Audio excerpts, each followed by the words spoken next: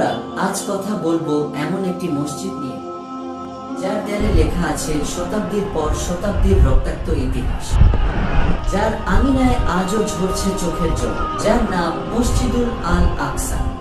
মসজিদুল আল আকসা জায়গাটি শুধু পবিত্র নয়, এটি আমাদের ঈমানের অংশ।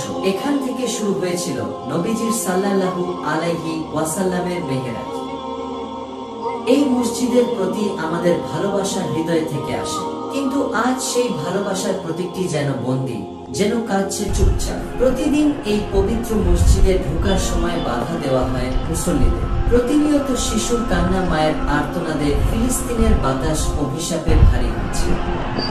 শিশু থেকে বৃদ্ধের রক্তে রঞ্জিত হয় মাঠ। দখলদার ইসরায়েলি সেনারা নির্বিচারে গুলি চালায়, ফাটাচ্ছে, বোমা চালাচ্ছে, বিমান হামলা করছে, ড্রোন হামলা, এমনকি ড্রোন দিয়ে খুঁজে খুঁজে মানুষকে মেরে ফেলা হচ্ছে।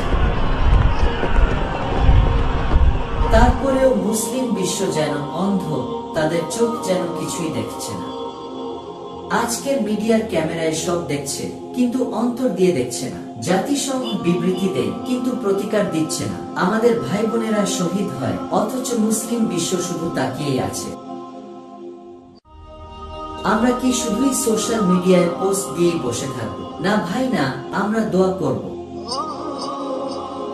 মসজিদুল আল আকসা গল্প জানাবো, আমাদের নতুন প্রজন্মকে শেখাবো এই পবিত্র স্থান শুধু ইট আর পাথরের নয়, এটা আমাদের ঈমানের অংশ। আল আকসা আজও কাঁদছে, আল আকসা ডাকছে, কে আছো আমার জন্য, কে আমার পাশে দাঁড়াবে?